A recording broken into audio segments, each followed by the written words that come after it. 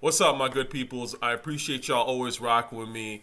We're going to talk some Squid Game, but let's first talk about a joint that I've been playing obsessively. This is a hip hop channel after all, so I got to get into hip hop. $150 million. I think Buddy's going shopping.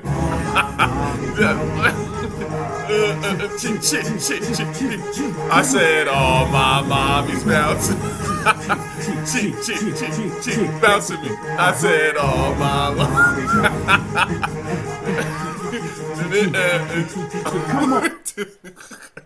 Yo, Timberland, what is this? She gonna suck him for sure. That's a Disney. Can't believe they let that fly in the video. And the superhead, right? Like, anyway, to me, this was like Big Pimpin' Part 2. I love this song. I had the CD. So, like, I think this was the first song on the CD, if I remember. And I just remember hearing them being like, I was like, oh, this shit, this shit hit, yo. Listen. I said, oh, my mom's mouth. Yo, Lucy, this year I'm playing right. You stay tonight, dan. Listen, Timberland is top 2. Don't let anyone ever tell you different. This shit, the bounce, Timberland damn near brought that into world consciousness. Let's be honest here. This Memphis shit that everyone's doing. I mean, again, like, Timbaland was kind of the progenitor of that sound. Yeah, there were people, I'm sure, in Memphis who were doing that, but Timbaland was probably able to, because I've seen a video with, I think, some producer, SNK, I'm not going to pull it up now, where he was like, oh, Timbaland jacked it, Missy, but it's like, okay, but, even if I'm supposed to believe what you're saying, right, the truth is, they made it way better than pretty much anyone was in Memphis at that time. And they brought it to the mainstream audience in a massive way. They put the South on the map as far as I'm concerned. Because, again, if you bring a sound that people fall in love with, now you've opened it up to a whole coast of people that can express their thoughts. So back to this shit. It ain't like before. Can't y'all see that I'm growing? I was so immature. I was young and having money. Having money stuck in the crib, digging it. And they couldn't get Bad money from me. Some bad chicks couldn't bash the bridge. Yo, this chick is bad. Some bad chicks again. And get past the bridge. I went through some bad chicks. Couldn't get cab money from me. Some bad chicks. This is the thing, man. Hip hop back then was just, it was smarter, sexier, more fun, funnier, everything. More raw, more honest. Past the bridge. I went to one like art in general. No room service, just snack. It's little Debbie. When you done, get ready. Lean in the cash. The long trip. Take it along. Let's go. When I'm off that place, take that pesticide cheap. Real good vibe. And then give me some good head and I make it remind me. Understand the door, they understand the door.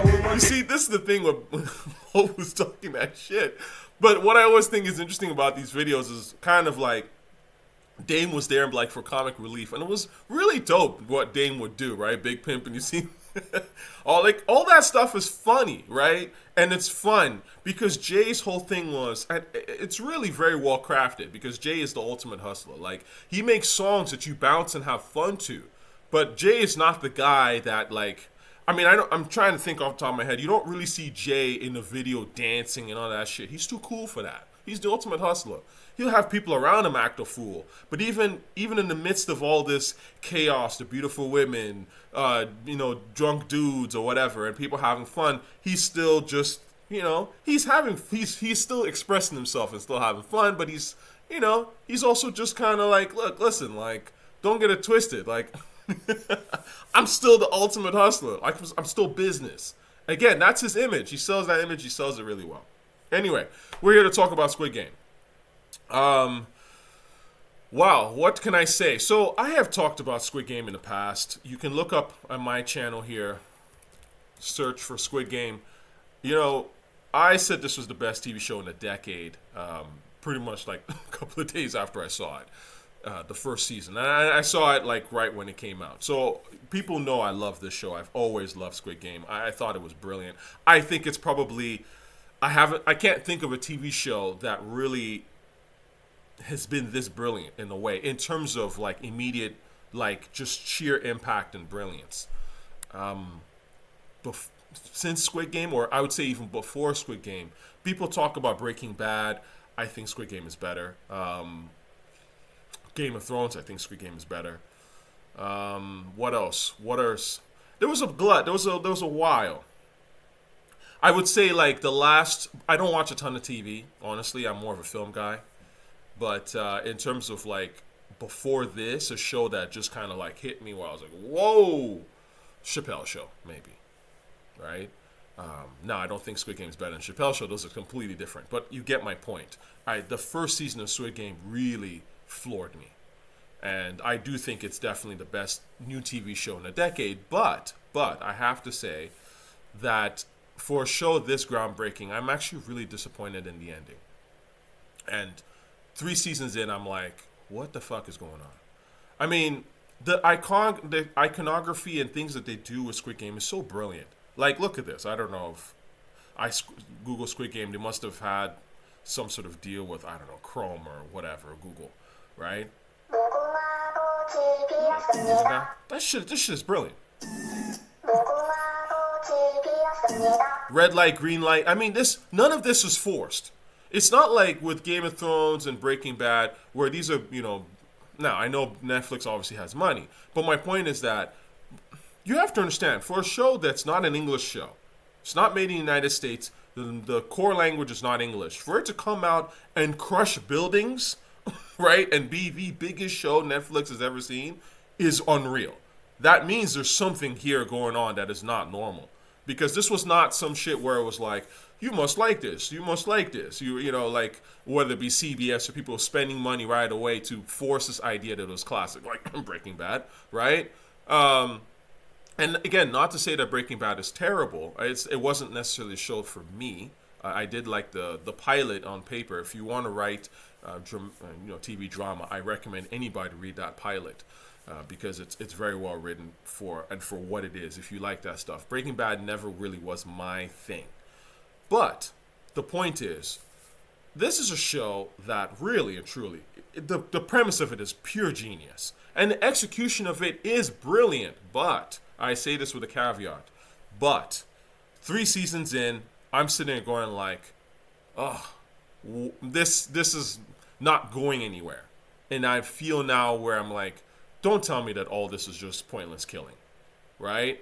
And let me explain what I mean. The first 3 episodes, Keys and Knives, The Starry Night, It's Not Your Fault, were fantastic. They were very much a return to form. I was on board. I was like, oh yeah, I freaking love this show, right?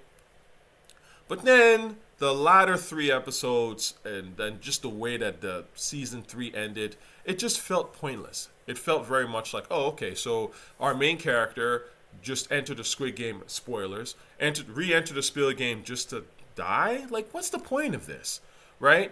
The truth is Squid Game is a type of show, it's an idea type of story, in the sense that you're into it because the commentary on what it's saying about society, philosophical stakes are way up here. That's why Squid Game came and crushed buildings, right? I mean, look at the very basic concept. Hundreds of cash-strapped contestants accepted invitation to compete in child's games for a tempting prize, but the stakes are deadly. That's brilliant, okay? And it shows and tells a lot about capitalism, the nature of, in particular, of how being poor and when you're scrounging for cash, how it affects your self-esteem, because this is the problem with poverty. People don't always think about the self-esteem aspect of poverty and how it really fucks with you. And this is why all these characters in Squid Game have very low self-esteem. I mean, they're getting slapped up before they even start the game, that's how they prime them to see, oh yeah, do you think, this person's going to be a good contestant? You guys seen this. That's why they're literally doing this. I mean, it's brilliant. They're saying a lot of things about the nature of society, right? And I feel like the creator, with all due respect to the creator, and like again, I'm a massive fan of what you're doing, Huang Dong Hyuk. I apologize if I'm getting your name wrong, homie, because I do think you've created something super brilliant here. But I feel like Squid Game stopped saying real shit pretty much towards the end of the first season, and like it hasn't really said much new since, and that's part of the problem of why it feels just a little bit sort of less engaging, and also you're kind of like to me, a show like this should, the buzz is not, it's not quite there like it used to be, because it does feel a little bit kind of like we've slowed down, because I don't think he's saying much new. Right now in the second season, you see the participants vote on every single game going forward. And I remember saying this in my original sort of breakdown of the first Squid Game. That idea of them voting to continue was sheer genius. Sheer genius. I've never seen that before. So he kind of plays that up. And it's cool the way that he shows how like people can just, that reversal of common sense. But there's not much new here. And this is the problem. And this is why I think it kind of feels like it's stalling out. And then the games just become a little more meaningless, if that makes sense. I love the keys and knives games. I love the jump rope game was fucking hilarious. And is actually it's brilliant. It's really brilliant, honestly. And again, this is one thing I love about Squid Game. When the guy is on, he's on.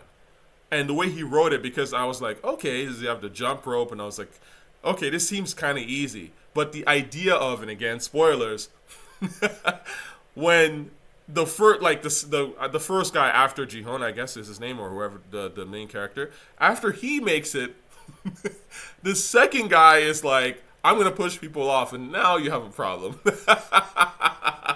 I thought that was brilliant. I didn't see it coming, and then when he did it, I was like, oh, this is again why I love this show. It's just when it's on, it's just the sharpest. Again, making that commentary on how people are and how greedy people can get, right? Especially when you are strapped for cash and you have this low self-esteem, and then when you do have the opportunity to get to the next level, you start looking at how you can trample people beneath you, right? I mean, this is stuff that, this is the real shit. And it's set in a concise, entertaining child games. Like, this is the real shit. So, all in all, I did find this season mostly disappointing towards the end, but I loved the first half of it. I loved the return of the VIPs. I know people have these issues with the VIPs in the Squid Game, but I think people have the issues with them because the VIP is a little too close to home. If you know what I mean. Wink, wink. That's really, like, the fact that there are a bunch of weirdo kind of white guys and white women, right? Or actually they're white guys, right? I think some people go, it's too close to home. That's really why they're offended by it. It's not because they don't fit. They actually fit really well. The way, their callous, jokey nature, where they're just dismissing the clear depravity going in front of them, and it's almost just fun. And like, hey, dude, like, did you see that person die? Like, it's like, yes. That's exactly how I figured some of these bros would talk, right? I mean, you see this in political theater today, right? This whole macabre, like, Israel-Hamas war, people pretending Hamas are not actual terrorists. They're doing all this crazy stuff, and you have people in the UN who are just like, no, like, I think Hamas are great people, and or they won't go that far. They'll just be like, oh, you know, I think that Israel should give more aid to you know, and it's like you know exactly what you're dealing with. You know you're dealing with psychopathic terrorists, right?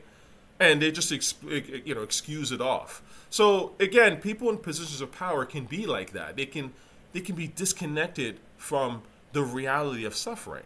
And this is what the VIPs do, in fact, to a point where it becomes comical. Because at this point, I mean, again, and I'm not just talking about, you know, the Israel-Palestine conflict, but there's obviously a bunch of conflicts in the world. But the Israel-Palestine one really hits to the core because that's been going on for too long. And it's very obvious who the aggressors are. It's super obvious.